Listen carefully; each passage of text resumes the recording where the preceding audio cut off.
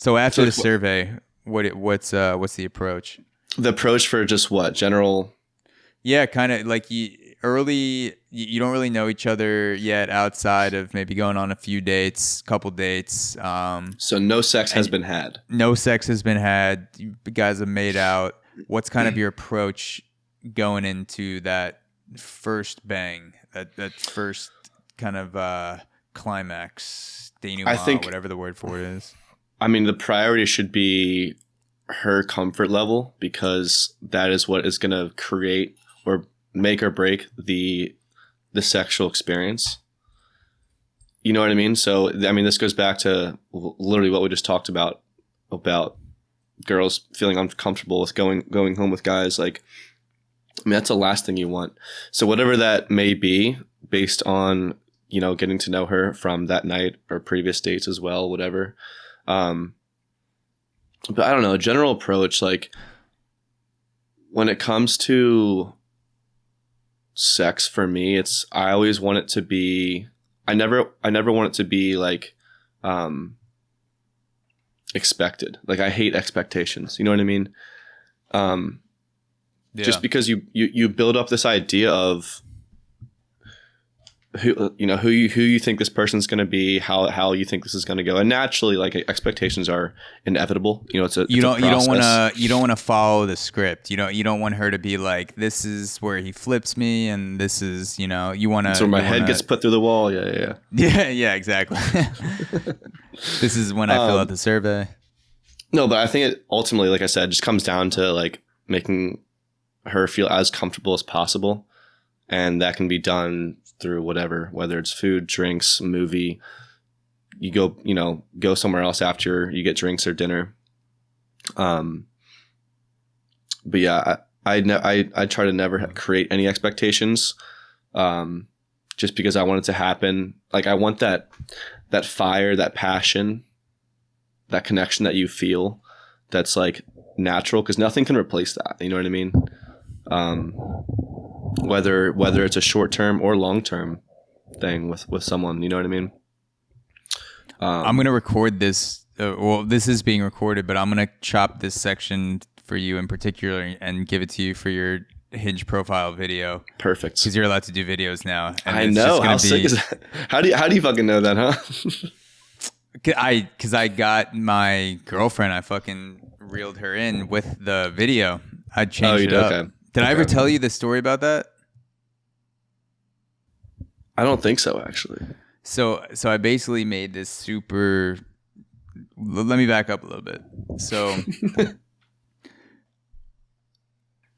I was single. Well, we started at COVID, so I was single long before that, 4 or 5 years before COVID. But leading up to COVID, I had experiences on Hinge with kind of the photos and the typical profile where girls were matching me and I was matching girls that clearly we were not going to work out, and I was But why do you say learning that very early on. Why was it clear? Like, what makes you say that? Just a mismatch of energy, not necessarily an opinion or taste, more values. If a fundamental value is misaligned for me, like if we're talking about, which is completely fair and natural, yeah, like that. Yeah, how you want to raise, that is the best. Yeah, that's the best how thing you about want to raise your rejection. kids, how you want to raise your kids, how you spend money.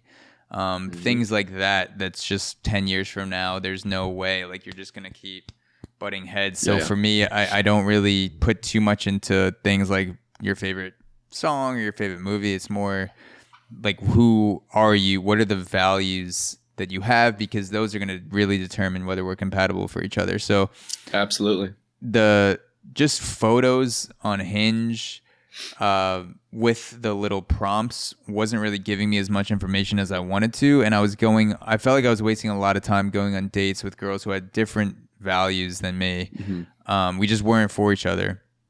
And then I made a video and I got the idea because to promote a podcast, I would make a video and kind of say something about it, make a cheeky joke, and then put it on Instagram or TikTok or whatever.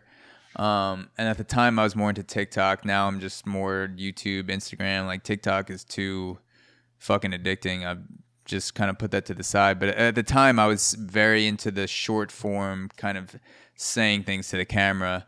And so when Hinge released an update that allowed you to put videos, of course I was like, Boom. I need to take advantage of this new skill set that I've been building. And I made this super cheesy script, like literally had a glass of whiskey in my hand, turned around. The first thing I said was, "Oh, didn't see you there." And then I kind of went into this whole thing where Shut up. laid out. Please tell me you have this video. I have it still on my phone. I'll send it to you. I'll probably put it up and link it to this podcast. I can link it so people Please. can see it on YouTube.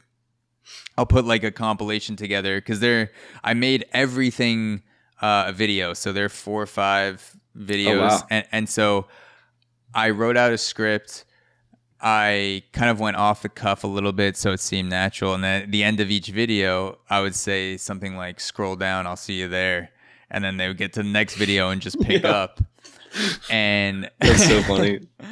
and the amount I was getting maybe 2 to 3 messages a day before I put videos. And then after I put videos on, I was getting between 12 and 15 messages on Hinge per day. Granted, not all of them were interested, but it Right. was just more emotional responses. Like, I either fucking love you or I hate you. I was getting 0, I'm not sure about you, which I kind of felt when I just had photos up. And that led me, like, I just wanted to experiment and try something different because I kind of felt like I was wasting my time, as I said. And I felt Yeah. like that filter of video was allowing other girls to figure me out much more quickly. And they had a super strong emotion about me. And so that allowed me to waste less time because that was my personality. That video, I wanted to make sure it had like jokes that I would make in person, kind of said things that I would say in person. And so I was giving them this filter of, if you don't like this, don't match me, or Right. and if you do like this, send me a message. And I said that at the end. I literally said, like, send me a message. So I was spending no time on the app and I was racking up messages because I gave kind of this call to action at the end, like literally like sales marketing, like send me a message, like I won't waste your time or something like that. And it saved me a bunch of time because I wasn't even swiping anymore. I was just going through the people who messaged me, and then the people who messaged me that liked me really liked me, and that allowed me to Just have a better conversation. waste less time and go Yeah. out with people who are more interested in me. And that eventually led me to my beautiful girlfriend that I'm with today. Cheers And to so that. and ultimately that's the goal, that dating apps are not forever. I told myself, I was like, I don't want to be on this app for any longer than I need to. And the goal was to find someone for me that I wanted to spend the rest of my life with. Other people may have, other plans, not monogamous or whatever you're into. But for me, I wanted to find a fulfilling relationship, and there's no way to know how long I've been on the app, but I suspect that video probably cut off months or years to the amount of time I would have spent on that app, like going through girls who may or may not have been interested in me. I believe it, dude. Makes sense. I mean, the it's kind of a double-edged sword too, in a way, because with that, you said you were getting what, 2 to 3 messages a day before, and then it jumped to like 12 or 15. So Yes. in a way, it does make it tougher. You know what I mean? Because It allowed me to be super selective, though. yeah, exactly. There you go. I was ruthless with my selection. If there was something, I would only give people a time of day where there was something about their profile that stood out, or they had a creative response. If it Yeah. was just like, oh, haha, or whatever, I would just be like, no. Yep. So it allowed me to be more selective, and I was spending way less time. So I actually wasn't really going through. It gave me the I don't know what the right word. It kind of gave me the ability to just kind of one look go at profiles and be like, is this for me? Yes. Is this not for me? No. And then go through to You the next raise your one. standards. Yeah, absolutely. Yeah, you were Yeah, able to exactly. do that. Creative responses are the most crucial thing on dating apps. Like if you can't show your personality some way or another on there, you know, it's like then what am I even going to get on here and talk to you for? Like if we're not having good talking, if we're not having a fun time together over texting, like what makes you think it's going to be better in person?